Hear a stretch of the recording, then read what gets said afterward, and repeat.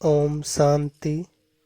AI मुरली सुनने से पहले उसके कुछ मेन पॉइंट जान लेते हैं।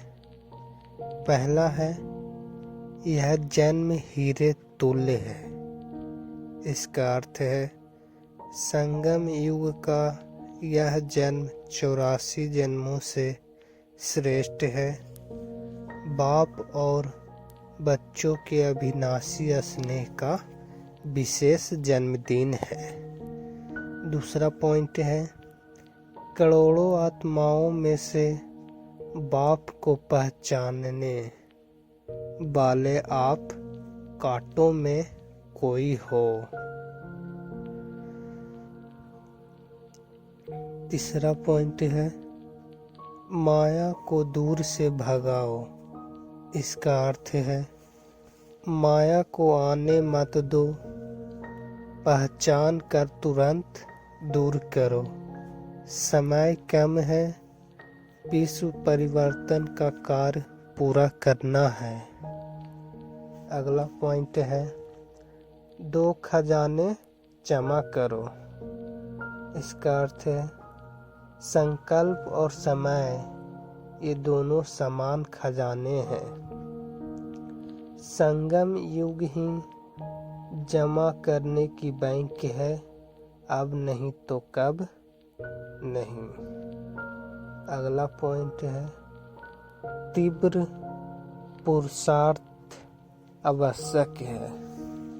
इसका अर्थ है अब उड़ने का समय है, साधारण नहीं डबल तीव्र पुरुषार्थ चाहिए। अचानक एवर रेडी बहुत काल का जमा, इन 3 बातों पर ध्यान करना। अगला पॉइंट है, लास्ट सो फास्ट। इसका अर्थ है बाद में आने वाले भी फर्स्ट डिवीजन में आ सकते हैं। हर श्वास और संकल्प समर्थ हो, व्यर्थ समाप्त करो। 90% पुरुषार्थ आप करो, 10% बाप की केस है। अगला पॉइंट है, बाप को जन्मदिन की सौगात। इसका अर्थ है दृढ़ संकल्प और व्यर्थ का त्याग ही सच्ची गिफ्ट है। मेरा बाबा की पक्की भावना रखो, मेहनत नहीं मुसीबत से सेवा करो। तो चलिए ये सारे पॉइंट एआई मुरली के जरिए स्पष्ट रूप से समझते हैं। चलिए, तो आज हमारे सामने एक बहुत ही दिलचस्प दस्तावेज है जी। ये कोई रिपोर्ट या लेख नहीं, बल्कि 14 फरवरी 2026 की सुबह का एक आध्यात्मिक प्रवचन है।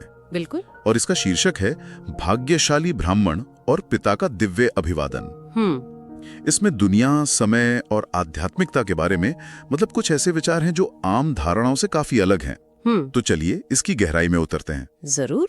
इसकी शुरुआत ही एक बहुत ही बुनियादी सवाल से होती है कि परम पिता यानी ईश्वर, सृष्टि का पूरा राज सिर्फ इसी समय, जिसे संगम युग कहा गया है, में क्यों खोलते हैं? सतयुग में या किसी और युग में क्यों नहीं? और इसका जवाब आप देखें तो इसकी फिलॉसफी में ही छिपा हुआ है। अच्छा। उनके हिसाब से सतयुग तो कहानी की शुरुआत है, मतलब पहला पन्ना। ठीक है। उस वक्त तो पूरी कहानी लिखी नहीं गई है, पूरा चक्र खत्म ही नहीं हुआ। हाँ, ये बात तो है। किसी फिल्म का पूरा रिव्यू तो तभी दिया जा सकता है जब फिल्म खत्म हो जाए, बीच में नहीं। बिल्कुल सही। तो ये जो संगम युग है, ये उस 5000 साल के चक्र का बिल्कुल अंतिम समय है, जब एक कहानी खत्म हो रही है और दूसरी शुरू होने वाली है। अच्छा, अंत और शुरुआत का संगम। जी, इसीलिए आदि, मध्य और अंत का पूरा ज्ञान देने के लिए यही सबसे सही वक्त है। हाँ, ये बात तो समझ में आती है। मतलब पूरा खेल देखकर ही उसकी कमेंट्री की जा सकती है। बिल्कुल। अच्छा, ये प्रवचन त्रिमूर्ति शिव जयंती के दिन का है। और जो बात मुझे सबसे अनोखी लगी वो ये कि इसमें ईश्वर, जिन्हें शिव बाबा कहा गया है, और उनके बच्चे एक दूसरे को बधाइयां दे रहे हैं। जी, ये एक 2 तरफा संवाद है। हाँ, ये कोई ऊपर से दिया गया आदेश नहीं लग रहा। ये बच्चे हैं कौन? जिन्हें ईश्वर के साथ बराबरी का रिश्ता दिया गया है। और यही इस ज्ञान का मैं कहूंगी कि सबसे क्रांतिकारी पहलू है। अच्छा, इन बच्चों को ब्राह्मण कुल भूषण कहा गया है और दस्तावेज के मुताबिक ये इस पूरी दुनिया में सबसे ज्यादा सौभाग्यशाली हैं। सबसे ज्यादा सौभाग्यशाली? जी।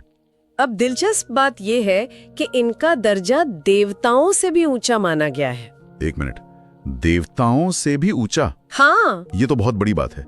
आमतौर पर अध्यात्म में हम देवताओं जैसा बनने की कोशिश करते हैं, उनकी पूजा करते हैं। सही बात है। पर ये ज्ञान तो कह रहा है कि आप उनसे भी आगे निकल सकते हैं। इसका मतलब तो ये हुआ कि ये सिर्फ भक्ति मार्ग नहीं बल्कि एक तरह का आध्यात्मिक प्रमोशन का ट्रैक है। बिल्कुल, आपने एकदम सही पकड़ा। ये आध्यात्मिक हायरार्की को, यानी ऊंच नीच के क्रम को पूरी तरह से पलट देता है। यहाँ लक्ष्य सिर्फ स्वर्ग पहुंचना या देवताओं के दर्शन करना नहीं है, बल्कि खुद देवता बनना है। उससे भी आगे आप भविष्य के स्वर्ग के मालिक बने। इस प्रवचन में क्रम ऐसा है, सबसे ऊपर परमपिता, ठीक है, फिर उनके द्वारा सीधे रचे गए ये ब्राह्मण, अच्छा, और फिर इन ब्राह्मणों के पुरुषार्थ से जो दुनिया बनेगी उसके देवता। इसीलिए ब्राह्मणों को चोटी कहा गया है, यानी सबसे ऊपर। वाह, तो ये एक तरह से देवता मेकर बनने की प्रक्रिया है। जी बिल्कुल। और इसी संदर्भ में एक और अनोखा शब्द बार बार आता है, बाप दादा। बाप दादा। इसमें बाप भी है और दादा भी। इसका क्या रहस्य है, जरा इसे और आसान भाषा में समझाइए। हाँ, देखिए, ये शब्द ही आप कह सकती हैं कि उनके रिश्ते की बुनियाद है। अच्छा। इसका एक बहुत गहरा मतलब है। जो निराकार परमपिता हैं, जिन्हें शिव कहा गया है, हाँ, वो सभी आत्माओं के बाप हैं। रूहानी पिता। ठीक है, रूहानी पिता। लेकिन वो तो निराकार हैं, है ना, आवाज से परे। तो वो अपना ज्ञान देने के लिए एक साधारण मनुष्य के शरीर का इस्तेमाल करते हैं। एक माध्यम का। बिल्कुल, एक माध्यम, जिन्हें ब्रह्मा कहा जाता है। अब शिव सभी आत्माओं के पिता हैं और ब्रह्मा उस शरीर के पिता, तो इस रिश्ते से शिव आत्माओं के लिए दादा यानी ग्रैंडफादर हुए। अच्छा, तो ये बाप और दादा का जोड़ है। जी, तो जब बाप दादा कहा जाता है तो इसका मतलब है निराकार शिव ब्रह्मा के शरीर के द्वारा बोल रहे हैं। ये दो पिताओं का एक मिलाजुला साकार रूप है। अच्छा, तो ये एक व्यावहारिक व्यवस्था है। निराकार को साकार दुनिया में काम करने के लिए एक माध्यम चाहिए। बिल्कुल। ये सिर्फ एक उपाधि नहीं बल्कि एक फंक्शनल रोल है। सही कहा। और इसी ज्ञान देने की प्रक्रिया को समझाने के लिए एक बहुत ही जमीनी सा उदाहरण दिया गया है। कहा गया है कि परमपिता एक बड़ा धोबी है। हाँ, ये सुनने में थोड़ा अजीब लग सकता है, लेकिन इसका सिंबोलिज्म बहुत गहरा है। ये आत्मा को शुद्ध करने की प्रक्रिया को दिखाता है। विचार ये है कि आत्माएं जन्म जन्मांतर के चक्र में आते आते मैली हो गए हैं। जी, अपने कर्मों की मैल से गंदी हो गई हैं, जैसे कपड़े मैले हो जाते हैं। तो परमपिता इस संगम युग में आकर ज्ञान और योग यानी याद की शक्ति के साबुन और पानी से उन मूत पलीती कपड़ों को, मूत पलीती, ये शब्द भी बहुत, हाँ, बहुत देसी शब्द है, मतलब गहरी मैल, तो उस मैल को जो आत्मा पर चढ़ी हुई है धोकर बिल्कुल साफ कर देते हैं। और ये सिर्फ कुछ चुनिंदा लोगों के लिए नहीं, बल्कि सारे विश्व की आत्माओं की सफाई की बात है। मतलब ये कोई व्यक्तिगत मोक्ष की कहानी नहीं बल्कि एक वैश्विक शुद्धिकरण की परियोजना है। बिल्कुल, एक ग्लोबल ट्रांसफॉर्मेशन। इसी वैश्विक बदलाव से जुड़ा एक और बड़ा दावा है। हम अक्सर सुनते हैं कि प्रलय के बाद सब खत्म हो जाता है। जी, सब शून्य हो जाता है। लेकिन ये दस्तावेज इसे बेहद का ड्रामा कहता है। इसका क्या मतलब है? इसका मतलब है कि सृष्टि का विनाश कभी नहीं होता। कभी नहीं? कभी नहीं। ये अनादि और अविनाशी है, एक इटर्नल ड्रामा जो हमेशा चलता रहता है। ये बस खुद को दोहराता है। अच्छा। इस ड्रामे के 4 मुख्य सीन या युग हैं, सतयुग और त्रेतायुग, जिन्हें मिलाकर दिन या स्वर्ग कहा गया है। ठीक है, दिन। और फिर द्वापर और कलयुग, जिन्हें मिलाकर रात या नर्क कहा गया है। दिन और रात। जी, तो जब कलयुग की रात खत्म होती है तो परमपिता आकर ज्ञान का सूरज उगाते हैं, जिससे फिर से सतयुग का दिन शुरू हो जाता है। तो ये प्रलय से शून्य बनना नहीं बल्कि एक चक्र का घूमना है, रात के बाद दिन और दिन के बाद रात। बिल्कुल। लेकिन रुकिए, यहाँ एक बहुत चौंकाने वाली बात कही गई है। ये ड्रामा हर 5000 साल में हूबहू दोहराया जाता है। जी, एग्जैक्टली रिपीट होता है। ये सोचने में भी अजीब लगता है। अगर सब कुछ पहले से तय है एक स्क्रिप्ट की तरह, तो फिर ये जो पुरुषार्थ या मेहनत करने की बात कही जा रही है उसका क्या मतलब हुआ? सही सवाल है। क्या हमारी मेहनत भी ड्रामा में पहले से लिखी हुई है? ये इस दर्शन का शायद सबसे गहरा और समझने में सबसे मुश्किल कॉन्सेप्ट है, और आपका सवाल बिल्कुल जायज है। इस ज्ञान के अनुसार हाँ, आपकी मेहनत, आपके विचार, आपका हर कर्म, सब कुछ उस ड्रामे का ही हिस्सा है जो पहले भी हो चुका है और फिर होगा। तो फिर? लेकिन यहाँ एक ट्विस्ट है। ये ज्ञान आपको पंगु बनाने के लिए नहीं, बल्कि सशक्त बनाने के लिए है। वो कैसे? सोचिए, अगर आपको किसी फिल्म की स्क्रिप्ट पहले से पता हो और आपको ये भी पता हो कि अंत में हीरो की जीत होनी है, तो आप अपना रोल कितने आत्मविश्वास से निभाएंगे। अच्छा। ये ज्ञान आत्मा को उसकी पूरी स्क्रिप्ट देता है, जिससे वो अपना सर्वश्रेष्ठ पार्ट अदा कर सके, बिना किसी डर या संशय के। अच्छा, तो ये फेटलिज्म या भाग्यवादी होना नहीं है, बल्कि नॉलेज बेस्ड एक्शन है। बिल्कुल। आपको पता है कि कहानी का अंत अच्छा होना है, इसलिए आप अपना पार्ट और भी विश्वास से निभाते हैं। सही। और इसी स्क्रिप्ट का एक और हिस्सा है जन्मों की संख्या। कहा गया है कि आत्माएं 84 लाख जन्म नहीं, बल्कि ज्यादा से ज्यादा सिर्फ 84 जन्म लेती हैं। जी, ये उस प्रचलित मान्यता को चुनौती देता है। 84 लाख योनियों की बात आत्मा को थका देती है। उसे लगता है कि ये यात्रा कभी खत्म ही नहीं होगी। हाँ, वो संख्या ही बहुत बड़ी है। बहुत बड़ी।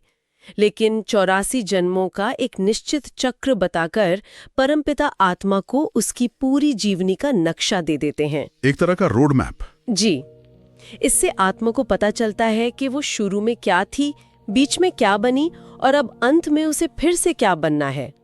इसी ज्ञान से वो त्रिकालदर्शी बनती है, यानी समय के तीनों कालों को जानने वाली। ठीक है, तो अगर हम इस ड्रामे के एक्टर हैं और हमें हमारी स्क्रिप्ट भी पता चल गई है, हाँ, तो इस पूरी परफॉर्मेंस का मकसद क्या है? अंतिम लक्ष्य क्या है? प्रवचन में बार बार लक्ष्मी नारायण और स्वर्ग का जिक्र आता है। बिल्कुल। इस ज्ञान का अंतिम और व्यावहारिक लक्ष्य है मनुष्य से देवता बनना और आने वाले सतयुग में 21 जन्मों के लिए स्वर्ग का राज्य भाग्य पाना। 21 जन्मों के लिए? जी, ये जो ब्राह्मण आत्माएं हैं, वो इस संगम युग में राजयोग की पढ़ाई पढ़कर भविष्य की दुनिया के पहले प्रिंस प्रिंसेस यानी लक्ष्मी नारायण बनती हैं। अच्छा। यहाँ तक कि विष्णु के चतुर्भुज रूप को भी लक्ष्मी और नारायण का संयुक्त रूप बताया गया है। 2 भुजाएं लक्ष्मी की और 2 नारायण की। वो एक राज परिवार का प्रतीक है। इसे पढ़ाई या पाठशाला कहना बहुत दिलचस्प है। हाँ, क्योंकि पाठशाला में तो इम्तिहान भी होते हैं, और कोई फर्स्ट आता है, कोई सेकंड, और कुछ लोग फेल भी हो जाते हैं। हाँ, तो क्या इस पाठ में ऐसा कुछ बताया गया है कि अगर कोई इस पढ़ाई में अच्छा नहीं कर पाया तो उसका क्या होगा? क्या सभी पास होकर लक्ष्मी नारायण बन जाते हैं? ये एक बहुत ही अच्छा सवाल है। नहीं, सभी लक्ष्मी नारायण नहीं बनते। अच्छा। जैसे किसी स्कूल में सब टॉप नहीं करते, वैसे यहाँ भी पुरुषार्थ के अनुसार पद मिलते हैं। जो सबसे अच्छी पढ़ाई करते हैं वो राजा रानी यानी लक्ष्मी नारायण बनते हैं। जो थोड़ी कम मेहनत करते हैं वो उनके राज्य के सदस्य बनते हैं, और जो और कम करते हैं वो प्रजा बनते हैं। तो फेल होने का मतलब यहाँ सिस्टम से बाहर होना नहीं है? नहीं, का दिया स्टेटस गवा देना है। बिल्कुल। इनाम सबको मिलता है, लेकिन इनाम का आकार आपकी मेहनत पर निर्भर करता है। और एक खास बात, इस पाठशाला में इनाम भविष्य में मिलता है। 21 पीढ़ियों तक सुख का वर्षा, जहां अकाल मृत्यु भी नहीं होती। तो ये एक पूरी तरह से परफेक्ट दुनिया की तस्वीर है, जहां दुख या अकाल मृत्यु का नामो निशान नहीं है। जी, जिसे स्वर्ग कहते हैं। लेकिन सवाल ये उठता है कि हम आज की इस दुनिया से, जिसे पाठ रौरव नरक कहता है, उस पारसपुरी यानी स्वर्ग तक पहुंचेंगे कैसे? इन दोनों के बीच का पुल क्या है? और यहीं पर यह प्रवचन एक बहुत ही नाटकीय और शायद कुछ लोगों के लिए डरावना मोड़ लेता है। जी। और महाभारत लड़ाई और विनाश की बात करता है। हाँ, और इस हिस्से को समझे बिना पूरी तस्वीर अधूरी है। ये इस ज्ञान का सबसे कठोर हिस्सा है, आप कह सकती हैं। इसके अनुसार नई स्वर्णिम दुनिया की स्थापना से पहले इस पुरानी पतित दुनिया का विनाश जरूरी है। जैसे नई फसल उगाने से पहले पुराने खरपतवार को जलाना पड़ता है। ठीक है। इस पूरी प्रक्रिया को रुद्र ज्ञान यज्ञ कहा गया है, जिससे विनाश ज्वाला प्रज्वलित होती है। विनाश ज्वाला, खूने नाहे खेल, बैठे बैठे बॉम्ब्स गिरना, ये शब्द काफी भारी हैं और चिंता पैदा करते हैं। जी हैं। ये इस पूरी शांति और पवित्रता की तस्वीर में कैसे फिट होते हैं? इसे एक कॉस्मिक क्लिंजिंग प्रोसेस या एक महान शुद्धिकरण की प्रक्रिया के तौर पर देखा गया है। शुद्धिकरण? जी, ये किसी सजा के तौर पर नहीं है, बल्कि एक बदलनाव की जरूरत के तौर पर है।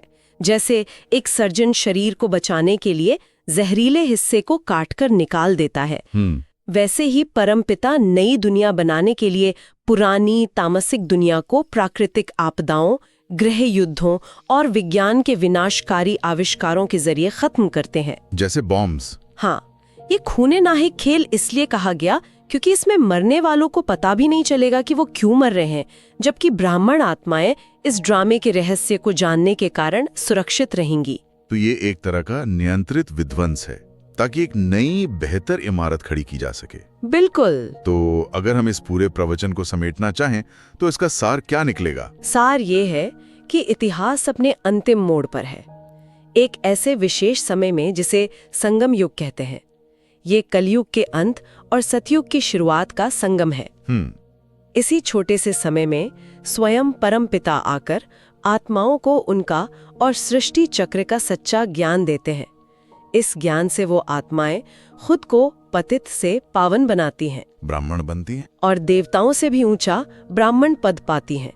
और इसी पढ़ाई और पुरुषार्थ के बल पर वो भविष्य के 21 जन्मों के लिए स्वर्ग का राजपाट हासिल करती हैं। और ये सब एक 5000 साल के चक्र का हिस्सा है जो खुद को हूबहू दोहराता है। बिल्कुल। ये तो हुई ज्ञान की बात, लेकिन इसका व्यवहारिक पहलू क्या है? क्या हमें सिर्फ ये सब जानना है या हमारे करने के लिए भी कुछ है? बिल्कुल है, और वो प्रवचन के आखिर में धारणा के लिए मुख्य सार में बहुत साफ बताया गया है। अच्छा।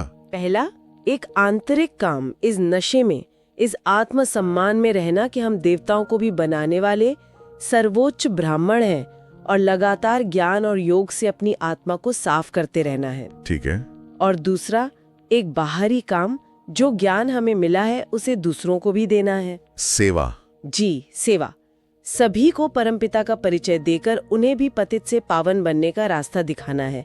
ये ज्ञान सिर्फ अपने तक रखने के लिए नहीं है। और आखिर में दिया गया स्लोगन भी बहुत कुछ कहता है, मैं और मेरेपन की अलाई को समाप्त करना ही रियल गोल्ड बनना है। अलाई यानी मिलावट। हाँ, ये अहंकार और मोह को छोड़ने की बात करता है।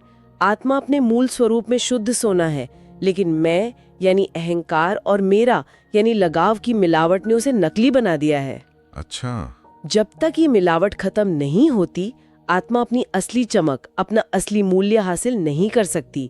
सच्ची आध्यात्मिकता इसी मिलावट को खत्म करने की कला है। इस पूरे दस्तावेज में एक वरदान वाला हिस्सा है, जिसकी एक बात मुझे लगता है कि सिर्फ इस ज्ञान पर ही नहीं बल्कि हमारी रोजमर्रा की जिंदगी के हर पहलू पर लागू होती है। कौन सी बात? और ये एक सवाल भी खड़ा करती है। उसमें कहा गया है कि जब हम बातों के विस्तार यानी डिटेल्स के पेड़ में उलझ जाते हैं तो हम बीज यानी मूल सिद्धांत को भूल जाते हैं। सही बात है। और इससे आसान सी बात भी मुश्किल लगने लगती है। ये बहुत ही प्रासंगिक बात है। अक्सर हम किसी भी चीज के मूल सिद्धांत या बीज को पकड़ने के बजाय उसकी शाखाओं, टहनियों और पत्तों यानी वृक्ष के विवरणों में खो जाते हैं। बिल्कुल। और यही बात मुझे सोचने पर मजबूर करती है कि क्या हम भी किसी विषय को सीखते समय, चाहे वो ऑफिस का कोई प्रोजेक्ट हो, कोई रिश्ता हो या कोई नई स्किल हो, अक्सर मूल सिद्धांत को छोड़कर गैर जरूरी विवरणों में इतना उलझ जाते हैं कि आसान चीजों को भी खुद के लिए मुश्किल बना लेते हैं। जी।